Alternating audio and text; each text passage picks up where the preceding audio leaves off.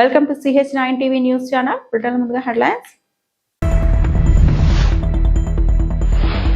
కేంద్ర విద్యాశాఖ మంత్రి ధర్మేంద్ర ప్రధాన్ రాజీనామా. నీట్ వివాదంలో కీలక పరిణామం.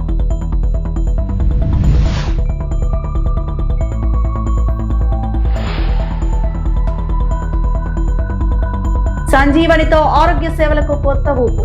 ఆస్పరిలో సీఎం చంద్రబాబు ప్రారంభం.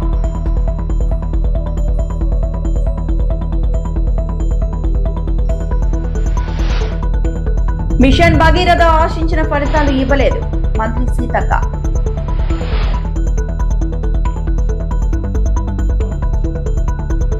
మదనపల్లిలో అర్ధరాత్రి సినీ ఫక్కీలో ఏటీఎం చోరీ కలకలం రేపింది. ఏటీఎం లో ఉన్న సుమారు 10 లక్షల నగదుతో పాటు ఏటీఎం బాక్స్ ను దుండగులు బలవంతంగా ఎత్తుకెళ్లారు. ఈ ఘటనకు సంబంధించిన పూర్తి వివరాలు మా ప్రతినిధి శ్రీకాంత్ అందిస్తున్నారు. మదనపల్లి పట్టణంలో అర్ధరాత్రి జరిగిన ఈ ఏటీఎం చోరీ స్థానికంగా తీవ్ర సంచలనం సృష్టించింది. గుర్తు తెలియని దుండగులు ఓ బొలెరో వాహనంలో వచ్చి ఏటీఎం కేంద్రాన్ని లక్ష్యంగా చేసుకుని అందులో ఉన్న సుమారు 10 లక్షల నగదుతో పాటు మొత్తం ఏటీఎం బాక్స్ ను వాహనంలో ఎక్కించుకుని తీసుకెళ్లినట్లు సమాచారం.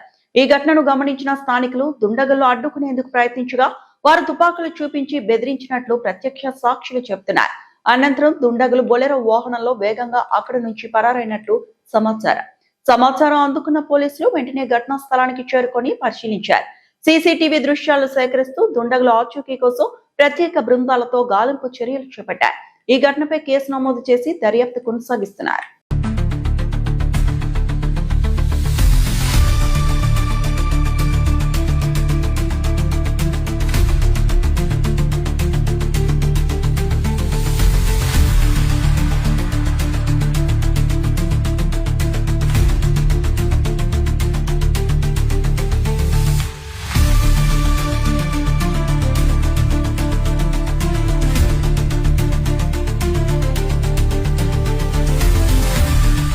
ఉమ్మడి చిత్తూరు జిల్లాను వెంటనే కరువు జిల్లాగా ప్రకటించాలని సిపిఐ రాష్ట్ర కార్యవర్గ సభ్యుడు ఏ రామానాయుడు ప్రభుత్వాన్ని డిమాండ్ చేశారు.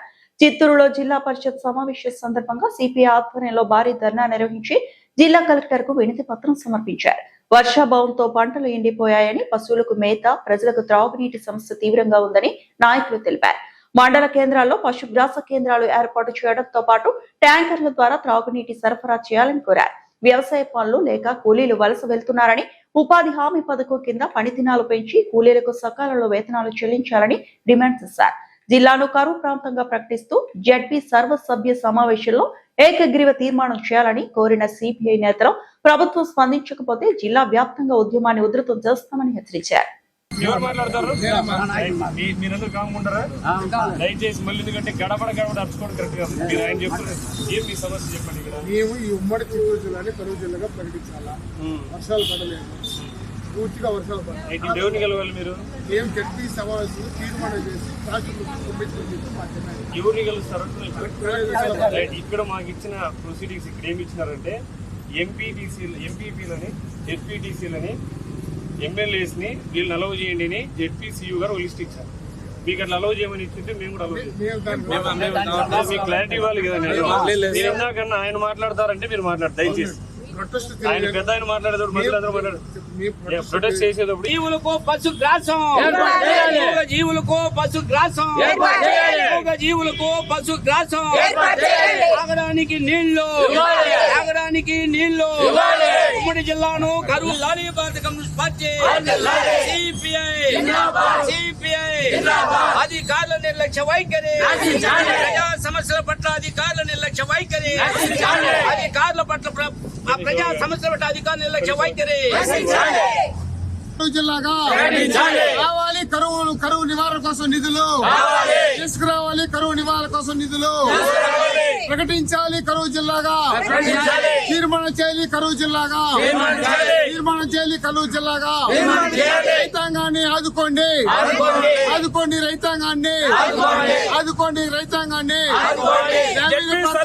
సమావేశంలో కరువు జిల్లాగా జిల్లా జడ్పీ సర్వసభ సభలో ఉమ్మడి చిత్తూరు జిల్లా కరువు జిల్లాగా తీర్మానించాలి. ఉమ్మడి చిత్తూరు జిల్లాని కరువు జిల్లాగా, ఉమ్మడి చిత్తూరు జిల్లాని కరువు జిల్లాగా. తాగునీటి సమస్యనే, తాగునీటి సమస్యనే, తాగునీటి సమస్యనే. ఈరోజు చిత్తూరు జిల్లా వ్యాప్తంగా వర్షాలు పడక గత వర్షానికంటే ఈ సంవత్సరం 66% తక్కువ వర్షపాతం నమోదైంది. జిల్లా వ్యాప్తంగా వర్షాలు లేకపోవడం వల్ల పంటలు పూర్తిగా ఈయలేదు. ఇప్పటి వరకు పశుగ్రాసం కూడా ఇబ్బంది రాబోతూ ఉంది. త్రాగునీటి సౌకర్యాలు ఇబ్బంది పడిపోతున్నారు. వర్షాలు లేకపోవడం చెరువుల్లో నీళ్లు రాలేదు, కాలంలో నీళ్లు పారలేదు. అందుకోసం బోర్లో ఉన్న నీళ్లు కూడా ఎండిపోతూ ఉన్నాయి. ఈ చిత్తూరు జిల్లా జడ్పీ సమావేశంలో ఏకగ్రీవంగా తీర్మానం చేసి ఉమ్మడి చిత్తూరు జిల్లాని కరువు జిల్లాగా ప్రకటించి రాష్ట్ర ప్రభుత్వం నుంచి నిధులు కేటాయించమని చెప్పి, అలాగే పశువులకి పశుగ్రాస కేంద్రాలు ఏర్పాటు చేసి పశువులకు మేత ఇవ్వమని చెప్పి, గ్రామీణ ప్రాంతాల్లో ట్యాంకర్లతోనే సరే నీళ్లు తోలమని చెప్పి యుద్ధ ప్రాతిపదికన దీన్ని చేయమని చెప్పి డిమాండ్ చేస్తూ ఉన్నాం. రైతాంగానికి వడ్డీ లేకుండా రుణాలు ఇవ్వాలని, అంద్రినివా కాలువ గత 30 సంవత్సరాలుగా పూర్తి చేయకుండా కాలయాపన చేస్తున్న ప్రభుత్వ నిర్లక్ష్య వైఖరి వల్ల చిత్తూరు జిల్లా కరువుగా ఏర్పడడానికి కారణం ఈ ప్రభుత్వ అధికారులు తప్ప ఇంకొకరు కాదు. అందుకోసమే సిపిఐ పార్టీగా డిమాండ్ చేస్తున్నాం.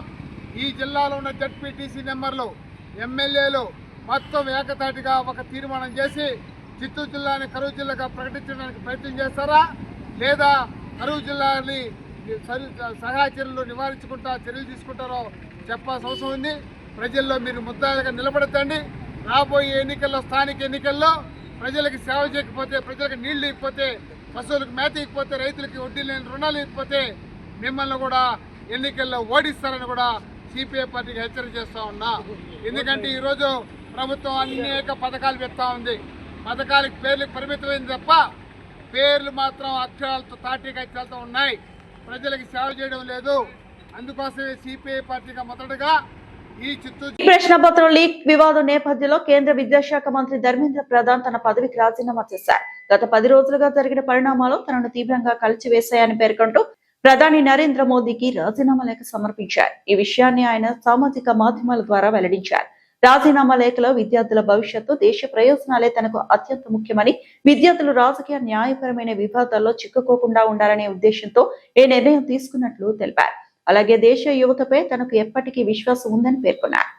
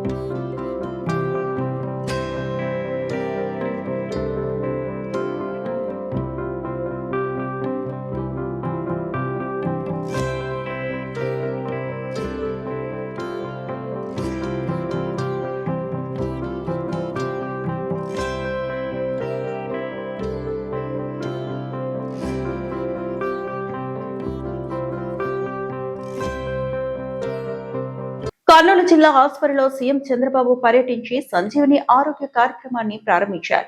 పేదల సంక్షేమ, ఆలూరు అభివృద్ధి, పోలవరం, రాయలసీమ ప్రాజెక్టుల పూర్తికి తమ ప్రభుత్వం పూర్తిగా కట్టుబడి ఉందంటూ సభలో కీలక ప్రసంగం చేశారు. ఎప్పుడు కూడా మీతో వచ్చి మీ ఉత్సాహం చూసినప్పుడు మాకు వచ్చే కిక్కే వేరు. ఎక్కడ లేని హుషారు వస్తుంది. మంచి చెడులు అర్థమవుతాయి. ఇంకో పక్క సమస్యలు పరిష్కారం చేస్తాం. నేను ఎప్పుడు ఆలోచించేది ప్రజా సమస్యలు పరిష్కారం చేస్తూనే మీ భవిష్యత్తు కోసం మంచి ప్రజా పాలసీలు కూడా తీసుకురావాల్సిన అవసరం ఉంది. ఇంత మునుపు కూడా నేను ముఖ్యమంత్రిగా ఉండి అనేక కార్యక్రమాలు చేశాను. కానీ ఈసారి మాత్రం 4 కార్యక్రమాలు ప్రత్యేకంగా చేస్తున్నాను. మొదటి తారీఖు వస్తే నాకు గుర్తొచ్చేది మా పేదవాళ్లే గుర్తొస్తారు. నేను ఒక్కడే గుర్తుపెట్టుకుంటే లాభం లేదు. రాష్ట్రంలో ఉండే ప్రభుత్వ యంత్రాంగాన్ని, ప్రజాప్రతినిధుల్ని మీ దగ్గరికి పంపించాలి. మీ కష్టాలు నేరుగా చూడాలి, మీకు సహాయం చేయాలి. అప్పుడే ఒక తృప్తి ఉంటుంది. అందుకే మొదటి తారీఖున అందరూ కూడా మీ తలుపు తట్టి మీకు గుడ్ మార్నింగ్ చెప్పి మీ చేతుల్లో డబ్బులు పెట్టి మీకు దండం పెట్టి వస్తున్నారు. తెలంగాణలో మిషన్ భగీరథపై మంత్రి సీతక్క తీవ్ర విమర్శలు చేశారు. గ్రామాలకు త్రాగునీటి సరఫరాపై సచివాలయంలో సమీక్ష నిర్వహించిన ఆమె గత ప్రభుత్వం చేపట్టిన మిషన్ భగీరథ ఆశించిన స్థాయిలో ఫలితాలు ఇవ్వలేదని అన్నారు. గ్రామాల వారీగా వాట్సాప్ గ్రూపులు ఏర్పాటు చేసి తాగునీటి సరఫరాపై ఎప్పటికప్పుడు సమాచారం అందించాలని అధికారులను ఆదేశించారు.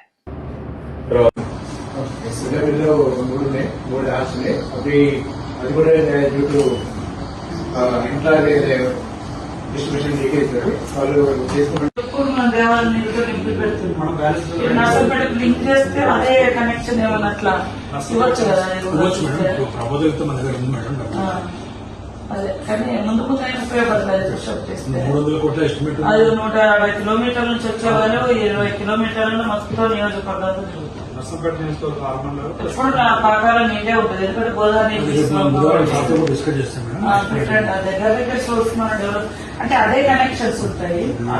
ఆ పాలేరు నుంచి మనం ఎట్లా తీస్తున్నాము దీనికి ఒక లింక్ పెట్టిస్తే ఇప్పుడు నర్సంపేట పెద్ద చెరువు ఉంది కదా ఒకటి పాకాల ఇంకోటి ఊరు పక్కన టౌన్ తీసుకున్నాం అది అంటే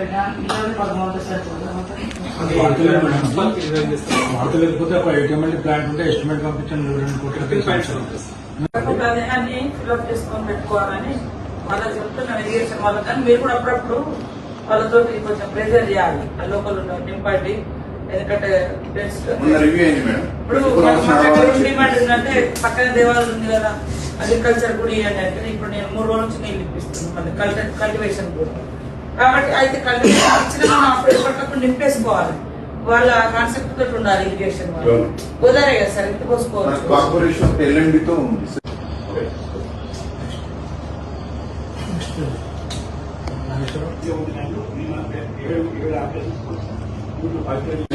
కంపల్సరీగా సరుకులు కొనుక్కోమను అంగన్వాడీ వర్కర్లు ఈ వార్డు మెంబర్లు వాళ్ళందరూ గ్రూప్ చేసేసి పెట్టుకుని దాని మీద మీరు ఫీడ్బ్యాక్ తీసుకుని ఈ రోజు ఎంతమంది కమ్యూనికేషన్ ఎంతమంది పోయింది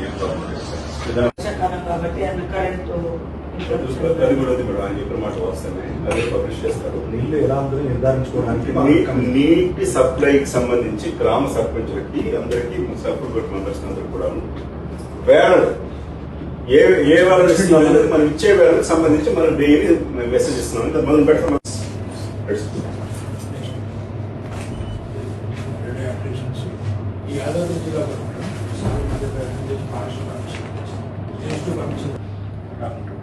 ఈ కమ్యూనికేషన్ స్ట్రాటజీ పక్కా చేసేసి బుధవారం సీఎం గారితో రివ్యూ ఉందనుకోండి మాకు వీళ్ళ దానిపైన అన్నిటిపైన పంచాయతీ రాజ్ది. అప్పటికి మన కమ్యూనికేషన్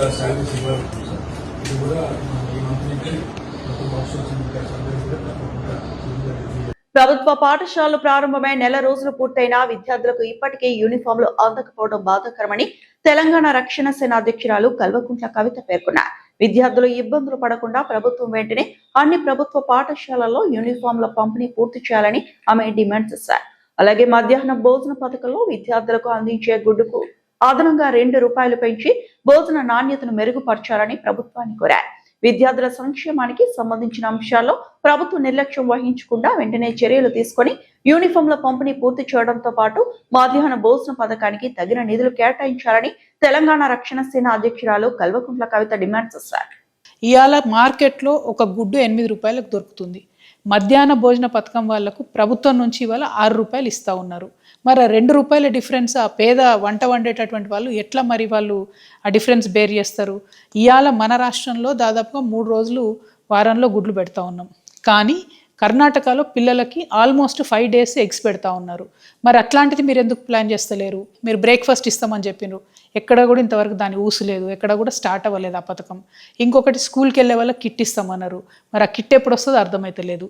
కాబట్టి సత్వరమే నేను డిమాండ్ చేస్తూ ఉన్నా, ప్రభుత్వం వెంటనే స్కూల్ డ్రెస్సులు ఇవ్వాలి, కిట్స్ ఏదైతే ఇస్తామన్నారు ఇవ్వాలి, మధ్యాహ్న భోజన పథకం వాళ్ళకు ₹2 ఖచ్చితంగా ఎగ్కి రేటు పెంచి ఇవ్వాలి, వాళ్ళకి ఇదివరకు పెంచుతామన్నటువంటి జీతాలను కూడా పెంచి ఇవ్వాలని డిమాండ్ చేస్తూ, మీరు ఏదైతే ఒక పథకం ప్రకారం కంప్లీట్గా ప్రభుత్వ పాఠశాలలను మూసివేయాలని అనుకుంటున్నారో దాన్ని ఖచ్చితంగా మేము అడ్డుకుంటాం. పశ్చిమ గోదావరి జిల్లా కరుగోరుమిల్లి గ్రామంలో ఆదివాసీల ఆరాధ్య వీరుడు, విలువిద్యలో అపూర్వ ప్రతిభ కనబరిచిన మహావీరుడు ఏకలవ్యుడి జయంతి వేడుకలు ఘనంగా భక్తి శ్రద్ధలతో నిర్వహించారు. ముందుగా ఏకలవ్యుడి చిత్రపటానికి పూలమాలలు వేసి నివాళులర్పించారు. అనంతరం ఆయన జీవిత విశేషాలు, గురుభక్తి, కృషి పట్టుదల, విలువిద్యలో సాధించిన ప్రతిభను భక్తులు కొనియాడారు. ఈ సందర్భంగా మాట్లాడుతూ యువత ఏకలవ్యుడి ఆదర్శాలు స్ఫూర్తిగా తీసుకుని విద్యా, క్రీడలు, సమాజ సేవలో ముందుండాలని పిలుపునిచ్చారు. గిరిజనుల అభివృద్ధికి ప్రభుత్వం మరింత ప్రాధాన్యం ఇవ్వాలని పలువురు అభిప్రాయపడుతున్నారు. వేడుకల్లో గ్రామ పెద్దలు, వివిధ సంఘాల నాయకులు, మహిళలు, యువత, విద్యార్థులు పాల్గొని ఏకలవ్యుడికి ఘన నివాళులర్పించారు. ఏకలవ్య జయంతి వేడుకలు ఆదివాసీ సంస్కృతి సాంప్రదాయాలను ప్రతిబింబిస్తూ ఘనంగా జరిగాయి. యువతకు స్ఫూర్తినిచ్చేలా నిర్వహించిన ఈ కార్యక్రమంలో పెద్ద సంఖ్యలో ప్రజలు పాల్గొన్నారు.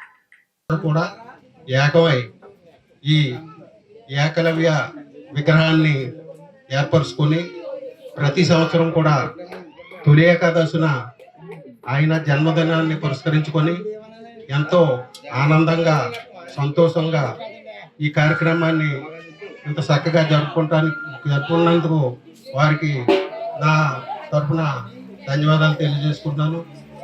ఈ ఏకలవ్య విగ్రహం ఏర్పాటు చేసుకుంటారని గత 5 సంవత్సరాల క్రితం వారు మా దృష్టి తీసుకొచ్చినప్పుడు మన రాష్ట్ర మాజీ మంత్రివర్యులు శ్రీ చెరుకువాటి రంగనాథరాజు గారి ఆధ్వర్యంలో ఈ విగ్రహం ఏర్పాటు చేయడం జరిగింది.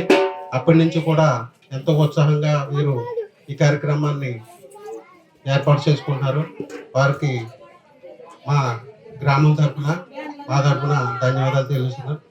కడప జిల్లా నందులూరి మండలంలోని చారిత్రక ప్రసిద్ధి పొందిన శ్రీ సోమనాథ స్వామి వార్షిక బ్రహ్మోత్సవాల సందర్భంగా మూల విరాట్ను దర్శించుకునేందుకు భక్తులు పోటెత్తారు. జిల్లా నలుమూలల నుంచి పెద్ద ఎత్తున తరలి వచ్చిన భక్తులు క్యూ లైన్ లో నిలబడి స్వామివారిని దర్శనం చేసుకున్నారు. తమ కోరికలు తీర్చిన వారు, కోరుకున్న వారు స్వామివారి ఆలయం చుట్టూ 103 ప్రదక్షిణలు చేశారు. తిరుమల తిరుపతి దేవస్థానం అధికారులు భక్తులకు త్రాగునీరు, తీర్థ ప్రసాదాలు అందజేశారు. ఆలయ పరిసర ప్రాంతాలు, రహదారులు మొత్తం భక్తులు, వారి వాహనాలతో నిండిపోయింది. పోలీసులు భారీ బందోబస్తు ఏర్పాటు చేసి ట్రాఫిక్ నియంత్రణ చేశారు.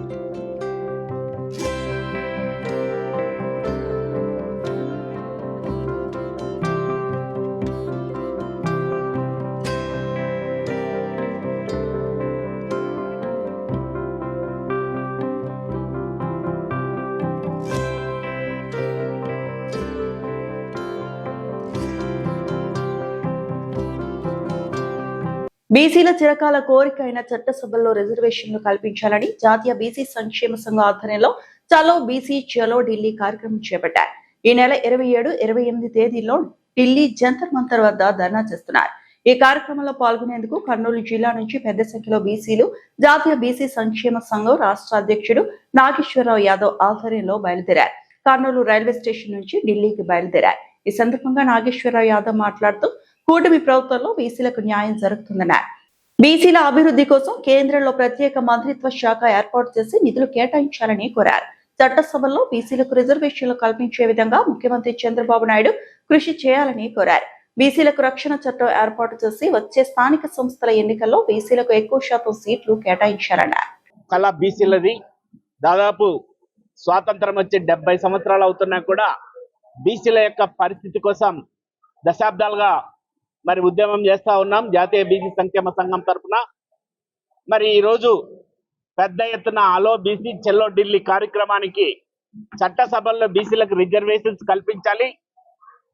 మరి అట్లాగే ఏదైతే మహిళా బిల్లు పెడతా ఉన్నారో మహిళా బిల్లులో మరి బీసీలకు సబ్ కోటా ఇవ్వాలి. అట్లాగే కేంద్ర మంత్రిత్వ శాఖ ఆధ్వర్యంలో ఒక మంత్రిత్వ శాఖను బీసీలకు ఏర్పాటు చేసి బడ్జెట్ ని కేటాయించాలి అనే డిమాండ్స్ తో మరి అట్లాగే ఏదైతే బీసీ ఉద్యోగులు ఉన్నారో వాళ్ళకి ప్రమోషన్స్ లో రిజర్వేషన్స్ కల్పించాలని, మరి అలాగే ఈరోజు జనాభా గణన జరుగుతూ ఉంది. జనాభా గణనలో మరి మా బీసీల కుల గణన కూడా జరపాలని, మరి అలాగే ఈరోజు ఏదైతే మరి బీసీల కోసం అనేక ప్రామిసులు చేశారు, మరి ఆ ప్రామిసులన్నిటినీ ఎన్డీఏ కూటమి అయితేనే నెరవేర్చగలదనే ముఖ్య ఉద్దేశంతో ముఖ్యంగా నారా చంద్రబాబు నాయుడు గారు అయితేనేమి, ప్రధానమంత్రి మోడీ గారు అయితేనేమి, అట్లాగే మన భవిష్యత్ తరాల నాయకుడు లోకేష్ బాబు గారు అయితేనేమి, ఉప ముఖ్యమంత్రి పవన్ కళ్యాణ్ గారు అయితేనేమి మరి తప్పకుండా ఒకటి బీసీలకు రక్షణ చట్టం కల్పిస్తామన్నారు. అట్లాగే స్థానిక సంస్థల్లో కర్నూలు నగరంలో భారీ అగ్ని ప్రమాదం చోటు చేసుకుంది. నగరంలోని కల్లూరు ఎస్టేట్ లో ఉన్న దేవా అగరబత్తి ఫ్యాక్టరీలో ప్రమాదవశాత్తు అగ్ని ప్రమాదం చోటు చేసుకుంది. ఫ్యాక్టరీలోని శ్రీలక్ష్మి బాలాజీ ఆయిల్ మిల్లు కూడా ఉండడంతో మంటలు పెద్ద ఎత్తున చెలరేగాయి. ఈ అగ్ని ప్రమాదంలో దాదాపు 15 లక్షల రూపాయల నష్టం వాటిల్లిందని యజమానులు తెలిపారు. అగ్నిమాపక సిబ్బంది మంటలను అదుపు చేశారు. ఫ్యాక్టరీలో అగ్ని ప్రమాదం చోటు చేసుకోవడంతో యజమాని కన్నీరు మున్నీరుగా విలిపించారు.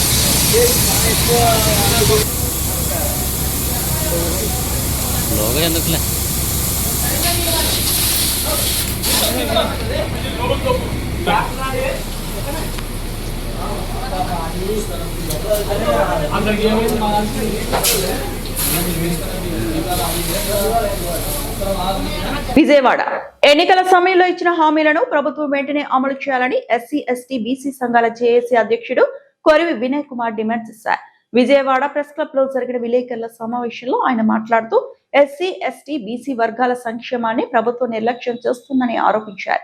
విద్యార్థులకు సంబంధించిన 7,000 కోట్ల స్కాలర్షిప్లు, ఫీజు రియంబర్స్మెంట్ బకాయిలు వెంటనే విడుదల చేయాలని కోరారు. అలాగే ఎస్సీ, ఎస్టీ సప్లాన్ నిధులను సక్రమంగా వినియోగించాలని, పారిశ్రామికవేత్తలకు పెండింగ్ లో ఉన్న ప్రోత్సాహకాలను చెల్లించాలని డిమాండ్ చేశారు.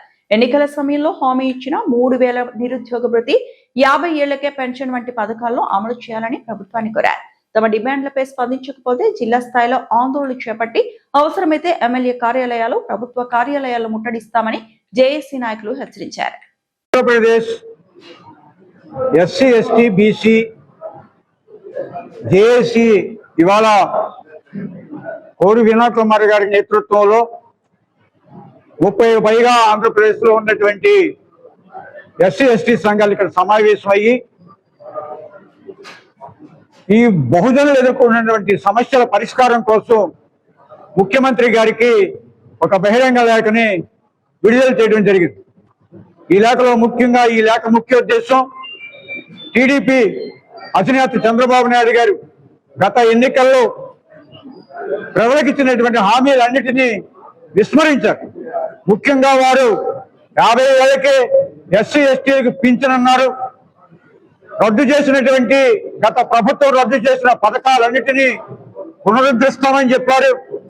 కానీ ఏ ఒక్క పథకము పునరుద్ధరించలేదు, ఏ ఒక్కరికి రుణం ఇవ్వలేదు. పైగా గత ప్రభుత్వంలో జరిగినటువంటి ఎస్సీల మీద జరిగినటువంటి, ఎస్టీల మీద జరిగినటువంటి అత్యాచారాలు నినాదాలుగా మార్చుకుని గద్దెనెక్కి ఇవాళ అదే అత్యాచారాలని కొనసాగిస్తున్నారు. ఇవాళ దళితుల మీద దాడులు పెరిగాయి. వీటన్నిటి మీద ప్రభుత్వం తక్షణమే చర్యలు తీసుకోవాలని, లేని పక్షంలో ఈ బహిరంగ లేఖతో మేము ఊరుకునేది లేదు. రానున్న రోజుల్లో ఈ అంశాల మీద రాష్ట్ర వ్యాపిత ఉద్యమాన్ని నిర్మించి ప్రభుత్వం మీద తీవ్రమైన ఒత్తిడి తెస్తామని చెప్పి హెచ్చరిస్తూ మరొక విషయాన్ని మీ ద్వారా ప్రభుత్వానికి చెప్పదలుచుకున్నాం. అయ్యా, మీరు ప్రభుత్వం ప్రవేశపెట్టిన సంక్షేమ పథకాలు చాలా ఉన్నాయని చెప్పి ఇంటింటికి కూటమి అని మీరు వెళ్ళబోతా ఉన్నారు. మీకు ఒక విజ్ఞప్తి చేయదలుచుకున్నాం. మా పథకాలు పునరుద్ధరించే వరకు, మా సంక్షేమ పథకాలు అమలు చేసే వరకు, మా రుణాలు ఇచ్చే వరకు, మా మీద దాడులు ఆగే వరకు మీరు మా ఇంటికి రావక్కర్లేదండి. మీరు మా ఇంటికి రావద్దు. మీరు అన్ని చేసిన తర్వాత మాత్రమే ఇంటింటికి పథకంలో భాగంగా ఎస్సీ, ఎస్టీ, బీసీల ఇళ్ళకెళ్తే మీకు ఆధారం ఉంటుంది తప్ప, లేకపోతే మిమ్మల్ని తిరస్కరిస్తారని చెప్పి ప్రభుత్వాన్ని హెచ్చరిస్తున్నాం. ఈ వార్తలందరితో సమాప్తం.